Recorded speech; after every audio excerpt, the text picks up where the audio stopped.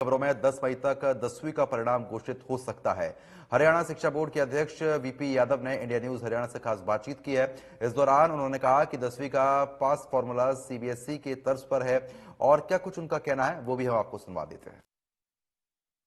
हरियाणा विद्यालय शिक्षा बोर्ड द्वारा जारी किए गए यानी घोषित किए गए 12वीं के नतीजों की सर्वत्र चर्चा है। पूरे देश भर में चर्चा है कि किस तरह से अप्रत्याशित तरीके से विद्यालय शिक्षा बोर्ड के द्वारा ये नतीजे घोषित किए गए हैं। अब विद्यालय शिक्षा बोर्ड 10वीं के नतीजे यानी सेकेंडरी के नतीजे किस तरह से इतनी जल्दी घोषित किए जाएं, इसके मद्देनजर मास्टर प्लान तैयार किए हुए हैं। इंडिया न्यूज भी ग्राउंड जीरो पर तमाम चीजें देख रहा है। सर, माजरा क्या है? तमाम जो अंकन केंद्र है पूरे प्रदेश के तमाम जिलों में है, इसके अलावा मंडल स्तर पर भी बनाए गए हैं। क्या विजिट किस तरह से की जाए?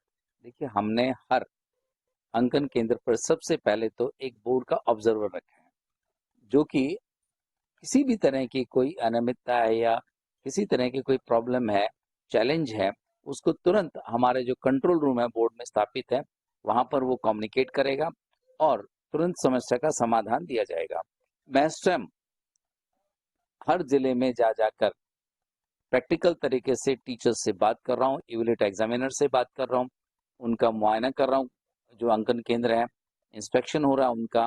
और जब रूबरू होकर बात करने से अगर कोई उनकी प्रैक्टिकल प्रॉब्लम है तो उसको तुरंत उसी समय सॉल्व कर दिया जाता है। मैं समझूंगा कि इस तरह से जाने से मेरा अपना एक पर्सनल एक्सपीरियंस और इंटरेक्शन सभी एग्जामिनर से हो रहा है और मुझे वहाँ की बहुत सारी जो चीज़ें हैं, आइडियाज हो रहे हैं कि हमारा जो प्लान चल रहा है कि वो कितना कारगर तरीके से वहां पर इम्प्लीमेंट किया जा रहा है। बोर्ड का उड़नदस्ता विद्यार्थियों की नकल को रोकने के लिए तो देखा जाता था, लेकिन अब अध्यापक क्या कर रहे हैं? वो तमाम चीजें मॉनिटरिंग करने के लिए जा रहे हैं या परीक्षा परिणाम में गति दी जाए, तेजी दी जाए उत्तर पुस्तिकाओं के अंकन कार्य में? ये देखिए, कभी भी कोई सिस्टम जब लागू किया करता है वो गुणवत्ता सुधार लाने के लिए किया जाता है, न कि किसी की चौकीदारी करने के लिए। हमारा एक हमेशा मकसद रहता है बोर्ड का कि केंद्रों पर जाकर प्रॉब्लम्स को जानना और प्रॉब्लम्स को सॉर्ट आउट करना और गुणात्मक सुधार वहां पे सुझाव लेना।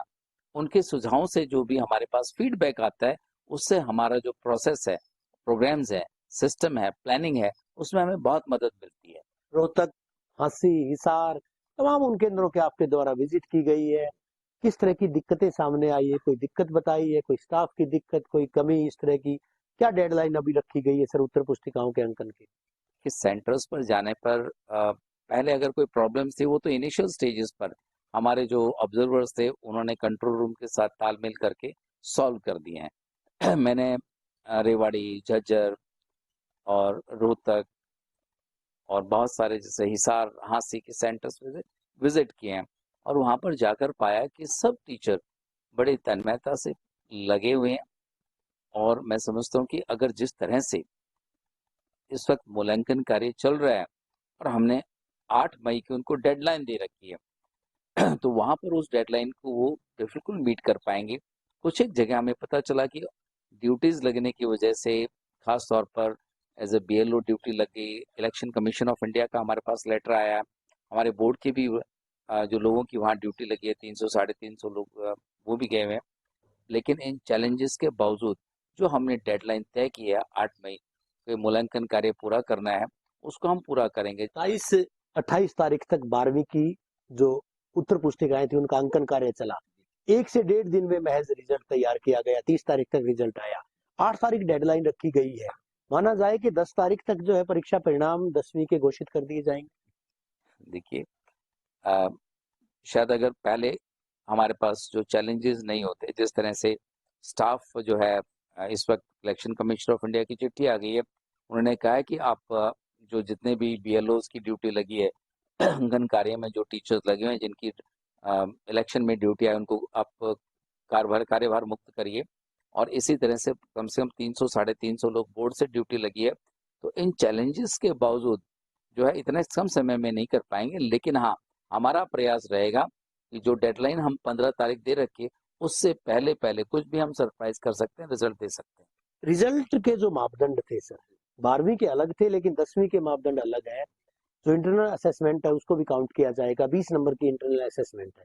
यूं मानिएगा कि अगर 18, 19, 20 नंबर बच्चे ने इंटरनल असेसमेंट में लिए हैं, महज और महज 12, 13 नंबर लेने होंगे मुख्य परीक्षा में यानी थ्योरी की परीक्षा में, तो मान सकते हैं कि गुणवत्ता आएगी इससे, इसमें परीक्षा परिणाम में, पढ़ाई में?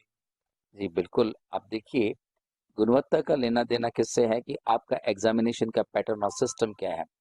इस बार हमने कॉम्पिटेंसी बेस्ड क्वेश्चन दिए, यानी नॉलेज बेस्ड क्वेश्चन नहीं दिए हैं जो बच्चों को मात्र रटन पद्धति से वो याद कर ले और आंसर लिखे। जैसे व्हाट, वेयर, व्हेन वाले क्वेश्चन नहीं दिए। How, why, interpret, elucidate, draw conclusion, contrast, compare, इस तरह के क्वेश्चंस हमने दिए जिससे उनकी क्षमताओं का मापन होता है। और साथ में ही हमने बेसिकली जो अगर स्टडी बेस्ड क्वेश्चंस हैं वो दिए हैं, केस स्टडीज के क्वेश्चंस दिए हैं, जो अपने आप में एक नवाचार था, एक नया सिस्टम था। तो इससे जो क्वेश्चंस की गुणवत्ता है वो बढ़ी है।